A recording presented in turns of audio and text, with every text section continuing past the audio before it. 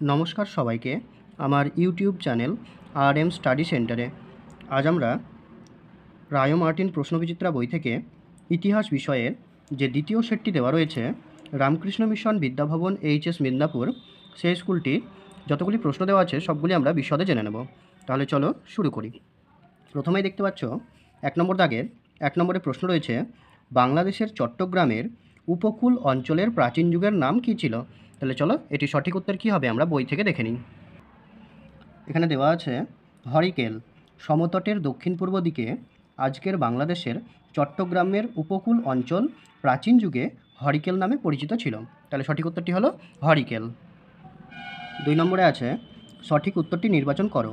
রাজা ভোজ 836 থেকে 885 খ্রিস্টাব্দ ছিলেন option A Pala, option B Gurjara Pratihara, option C Bhoja, option D Rashtrakuta বংশের রাজা। এই প্রশ্নটির সঠিক উত্তর হবে গুর্জর প্রতিহার। তার পরবর্তী প্রশ্ন, শূন্যস্থান পূরণ করো। চোল রাজ্যের রাজধানী ছিল ড্যাশ নামে নগরীটি। চলো এই প্রশ্নের কী উত্তর হবে আমরা দেখে নিই। তাহলে এই প্রশ্নটির সঠিক উত্তর হবে থাঞ্জাভুর বা তাঞ্জোর। এটি ছিল দক্ষিণ ভারতের চোল রাজ্যের রাজধানী। তারপরের প্রশ্ন, হিজরত বলতে কী বোঝো? এই প্রশ্নটি আগে যখন আমি 1 নম্বর সেট করিয়েছিলাম সেই সেটেও ছিল। তাহলে চলো সঠিক উত্তরটি দেখে নিই। 622 খ্রিস্টাব্দে মোহাম্মদ এবং তার অনুগামীরা মদিনা শহরে চলে আসেন। মক্কা থেকে মদিনায় এই চলে যাওয়াকে আরবি ভাষায় হিজরত বলা হয়। পরে ওই সময় থেকেই হিসাব করে হিজরি নামেই ইসলামীয় সালগণনা শুরু হয়। শূন্যস্থান পূরণ করো। চোল রাজ্যের রাজধানী ছিল, তারপরে কি প্রশ্ন রয়েছে, শূন্যস্থান পূরণ করো। ড্যাশ খ্রিস্টাব্দে বখতিয়ার খলজি মারা যান। এটা তোমরা দেখতে পাচ্ছ আমি লিখে দিয়েছি 22 নম্বর পৃষ্ঠায় রয়েছে তোমাদের পাঠ্য বইয়ের। চলো দেখে নিই কত সালে। 1206 খ্রিস্টাব্দে বখতিয়ার খলজি মারা যান। বাংলায় তুর্কি অভিযানের একটা অধ্যায় শেষ হয়। এবং দেওয়া আছে দেখো ওই একই সময়ে পূর্ববঙ্গের রাজা লক্ষণ সেনেরও মৃত্যু ঘটেছিল। তারপরের প্রশ্ন 6 নম্বর, নাড়ু বলতে কী বোঝো? এটি পাঠ্য বইয়ের 27 নম্বর পৃষ্ঠায় দেওয়া রয়েছে। চোল রাজ্যের প্রধান ছিলেন রাজা, তাকে মন্ত্রীদের এক পরিষদ সহায়তা করত। রাজ্যকে কয়েকটি প্রদেশ বা মণ্ডলমে ভাগ করা হয়েছিল। কৃষকদের বস্তিকে ঘিরে গড়ে ওঠা গ্রামকে শাসন করত গ্রাম পরিষদ বা উর। এই রকম কয়েকটি গ্রামকে নিয়ে গড়ে উঠত নাড়ু। উর এবং নাড়ু এই দুই স্থানীয় সভা স্বায়ত্তশাসন, বিচার এবং রাজস্ব বা কর সংগ্রহের দায়িত্ব পালন করত। তারপরের প্রশ্ন, বাংলায় পাল যুগের রাজারা উৎপন্ন ফসলের কত অংশ কর হিসেবে নিতেন? এটি পাঠ্য বইয়ের তোমাদের 28 নম্বর পৃষ্ঠায় আছে। এটি তোমরা সবাই জানো যে 6 ভাগের 1 ভাগ তারা কর হিসেবে নিতেন। তারপরের প্রশ্ন, কিভাবে প্রাচীন বাংলা ভাষার জন্ম হয়? এটি আমরা দেখে নিই। পাল যুগ বাংলা ভাষার উৎপত্তির সময়কাল আনুমানিক 800 থেকে 1100 খ্রিস্টাব্দের মধ্যে মাগধী অপ্রভ্রংশ ভাষার গৌরবঙ্গীয় রূপ থেকে ধীরে ধীরে প্রাচীন বাংলা ভাষার জন্ম হয়। 9 নম্বরে আছে তন্ত্রযান বৌদ্ধ ধর্ম বলতে কী বোঝো? পাল রাজারা ব্রাহ্মণ ছিলেন না, সম্ভবত ক্ষত্রিয় বা কায়স্থ ছিলেন। তারা বৌদ্ধ ধর্মের অনুরাগী হয়ে উঠেছিলেন। তবে শশাঙ্কের আমলের বৌদ্ধ ধর্মের থেকে পাল যুগের বৌদ্ধ ধর্ম অনেকটা আলাদা ছিল। পাল যুগে মহাযান বৌদ্ধ ধর্মের সঙ্গে অন্যান্য দার্শনিক চিন্তাধারা মিলে গিয়ে বজ্রযান বা তন্ত্রযান বা তান্ত্রিক বৌদ্ধ মতের জন্ম হয়েছিল। পরবর্তী প্রশ্ন, বাংলায় কোন তুর্কি সেনাপতি মুসলিম শাসনের সূচনা করেন? দেখতে পাচ্ছ 1206 খ্রিস্টাব্দে মোহাম্মদ ঘুরি মারা যান। ঘুরির অন্যতম সঙ্গী কুতুবউদ্দিন আইবক সেই সময়ে দিল্লিতে সুলতানি শাসন প্রতিষ্ঠা করেন। আনুমানিক 1204 খ্রিস্টাব্দের শেষ বা 1205 খ্রিস্টাব্দের প্রথম দিকে তুর্কি সেনাপতি ইখতিয়ার উদ্দিন মোহাম্মদ বখতিয়ার খলজি বাংলার নদিয়া দখল করেছিলেন।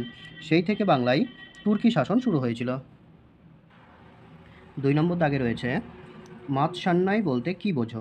এটি তোমাদের পাঠ্য বইয়ের 13 নম্বর পৃষ্ঠায় রয়েছে। আমি এই প্রশ্নটির উত্তর তোমাদেরকে খুব সংক্ষেপে বুঝিয়ে দিচ্ছি। মাতসান্নাই বলতে দেশে অরাজকতা বা স্থায়ী রাজার অভাবকে বোঝানো হয়। পুকুরের বড় মাছ যেমন ছোট মাছকে খেয়ে ফেলে, অরাজকতার সময়ে তেমনি শক্তিশালী লোক দুর্বল লোকের উপর অত্যাচার করে। শশাঙ্কের মৃত্যুর পরে খ্রিস্টীয় 7ম শতকের মধ্যভাগ থেকে 8ম শতকের মধ্যভাগ পর্যন্ত 100 বছর ছিল বাংলার ইতিহাসে একটি পরিবর্তনের যুগ।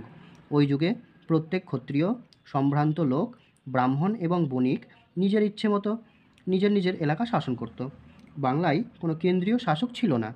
বছরের পর বছর এই অবস্থা চলার পরে বাংলার প্রভাবশালী লোকেরা মিলে খ্রিস্টীয় অষ্টম শতকের মধ্যভাগে গোপাল নামে একজনকে রাজা নির্বাচন করে, আনুমানিক 750 খ্রিস্টাব্দ। ওই সময় থেকে বাংলায় পাল বংশের রাজত্ব শুরু হয়। 2 নম্বরে আছে রাজা বল্লাল সেন স্মরণীয় কেন? পরবর্তী শাসক বল্লাল সেন আনুমানিক 1159 থেকে 1179 খ্রিস্টাব্দ পাল রাজা গোবিন্দপালকে পরাস্ত করেছিলেন। এভাবে বল্লাল সেন পাল রাজত্বের ওপর চূড়ান্ত আঘাত করেন। বল্লাল সেন সমাজ সংস্কার করে রক্ষণশীল গোঁড়া ব্রাহ্মণ্য আচার আচরণকে প্রতিষ্ঠা করেছিলেন। বল্লাল সেনের ছেলে এবং উত্তরাধিকারী লক্ষণ সেন আনুমানিক 1179 থেকে 1204 বা 5 খ্রিস্টাব্দ প্রয়াগ, বারাণসী এবং পুরীতে তার ক্ষমতা প্রতিষ্ঠিত করেছিলেন।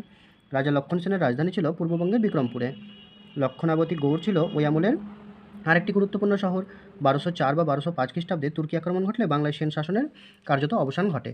তাহলে এটুকু লিখলেই তোমাদের সেন বংশের যে বল্লাল সেন তার কৃতিত্ব আলোচনা করা হবে। তার পরবর্তী প্রশ্ন 2-এর 3 নম্বরে শশাঙ্ককে কি বৌদ্ধ বিদ্বেষী বলা যায়? যুক্তি দাও। চলো এটি আমরা দেখে নিই।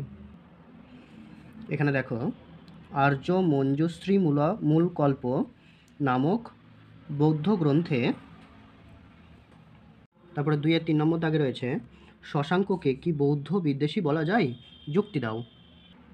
এখানে দেখো, আর্য মঞ্জুশ্রী মূল কল্প নামক বৌদ্ধ গ্রন্থে এবং হিউয়েন সাংয়ের ভ্রমণ বিবরণীতে শশাঙ্ককে বৌদ্ধ বিদ্বেষী বলা হয়েছে। এ বিষয়ে যুক্তি হলো, শশাঙ্ক ছিলেন শৈব বা শিবের উপাসক। এছাড়াও তিনি বৌদ্ধ ভিক্ষুদের হত্যা করেন এবং বৌদ্ধদের পবিত্র ধর্মীয় স্মারক ধ্বংস করেন। বলা হয় যে তিনি বোধগয়ার বোধিবৃক্ষ কেটে ফেলেছিলেন। তাহলে শশাঙ্ককে বৌদ্ধ বিদ্বেষী রাজা বলা চলে। তারপরে 4 নম্বর দাগে রয়েছে ভারতে প্রথম মুসলিম আক্রমণকারী কে ছিলেন? তিনি কিভাবে নিজের অধিকার প্রতিষ্ঠা করেন? এখানে দেখো, ভারতের প্রথম মুসলমান আক্রমণকারী কে ছিলেন? সঠিক উত্তরটি রয়েছে, ভারতের প্রথম মুসলমান আক্রমণকারী ছিলেন মোহাম্মদ বিন কাসেম। 712 খ্রিস্টাব্দ নাগাদ আরবি মুসলমানরা মোহাম্মদ বিন কাসেমের নেতৃত্বে সিন্ধু প্রদেশে অভিযান করেন। ইতিমধ্যে আরব ব্যবসায়ী এবং পর্যটকরা খ্রিস্টীয় 7ম ও 8ম শতকে ভারতে এসেছিলেন, অর্থাৎ ভারতের সঙ্গে ইসলামের পরিচয় রাজ্য বিস্তারের আগেই শুরু হয়ে গিয়েছিল। তারপরের প্রশ্নটি খুব ভালো, চর্যাপদ কি, এর রচয়িতা কারা? চর্যাপদ হলো খ্রিস্টীয় 8ম থেকে দ্বাদশ শতকে লেখা বৌদ্ধ সিদ্ধাচার্যদের কবিতা ও গানের সংকলন। চর্যাপদে যে ভাষা রয়েছে তা হলো আদি বাংলা ভাষা নিদর্শন। আচার্য হরপ্রসাদ শাস্ত্রী নেপাল থেকে এই চর্যাপদের পুঁথি উদ্ধার করেন। তারপরে 3-এর দাগে 3টি প্রশ্ন রয়েছে, তার মধ্যে যে কোনো 2টি করতে বলা হয়েছিল। এই 3টি প্রশ্নই খুবই গুরুত্বপূর্ণ। দেখো, 1 নম্বরে আছে বাংলায় পাল ও সেন শাসনের তুলনামূলক আলোচনা করো। এখানে দেখো, পাল ও সেন রাজাদের শাসন ব্যবস্থার নানান দিক আলাদা আলাদা। তার মধ্যে তুলনার বিষয় বলে দিয়েছে 6টি বিষয়। এখানে পাল শাসন ও সেন শাসন, এটি তোমরা খুব সুন্দর করে নেবে নিজে থেকেই। এই প্রশ্নটি আগের যে সেটটি করিয়েছিলাম সেই সেটটিতেও ছিল এবং এই সেটটিতেও আছে, অর্থাৎ এই প্রশ্নটি তোমাদের যে সামনে পরীক্ষা সেই পরীক্ষায় আসার মতো একটি গুরুত্বপূর্ণ প্রশ্ন। তোমরা এই প্রশ্নটি খুব ভালোভাবে করে রেখো। তারপরের প্রশ্ন, মাহমুদ কে ছিলেন? তিনি কোন সময় ভারত অভিযান করেন? তার ভারত আক্রমণের উদ্দেশ্য কী ছিল? এখানে দেখো, গজনীর সুলতান মাহমুদ।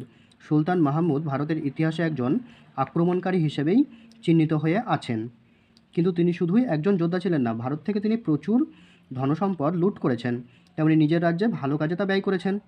তার আমলে রাজধানী গজনী এবং অন্যান্য শহরকে সুন্দর করে সাজানো হয়েছিল। মাহমুদ সেখানে প্রাসাদ, মসজিদ, গ্রন্থাগার, বাগিচা, জলাধার এবং আমুদরিয়ার বা নদীর ওপর বাঁধ নির্মাণ করেন। তিনি একটি বিশ্ববিদ্যালয় তৈরি করেন যেখানে শিক্ষকদের বেতন ও ছাত্রদের বৃত্তি দেওয়ার ব্যবস্থা ছিল। মাহমুদের আমলে দুজন উল্লেখযোগ্য ব্যক্তি ছিলেন অলবিরুনি এবং ফিরদৌসী। অলবিরুনি ছিলেন দর্শন এবং গণিতে পণ্ডিত। ভারতে তিনি পর্যটক হিসাবে আসেন। তার লেখা কিতাব অল হিন্দ সেই সময়ের ভারতের ইতিহাস জানার জন্য জরুরি গ্রন্থ। কবি ফিরদৌসী শাহনামা কাব্য লিখেছিলেন। তাহলে এই গজনীর সুলতান মাহমুদ কোন সময় ভারতে এসেছিলেন?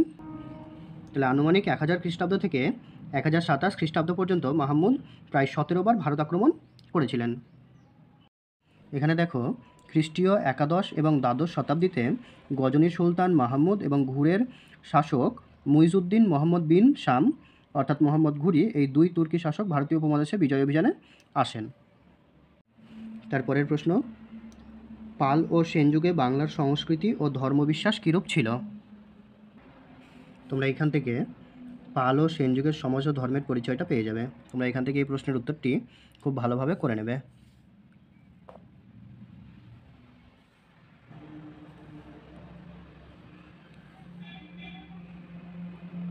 রায় ও মার্টিন প্রশ্নবিচিত্রা বই থেকে 2 নম্বর সেটটি তোমাদের করে দেওয়া হলো। ভিডিওটি দেখে কেমন লাগলো সবাই জানিও। এরপরে আবার আমরা রায় ও মার্টিন প্রশ্নবিচিত্রা বই থেকে 3 নম্বরে যে সেটটি রয়েছে সেটি নিয়ে আবার হাজির হব।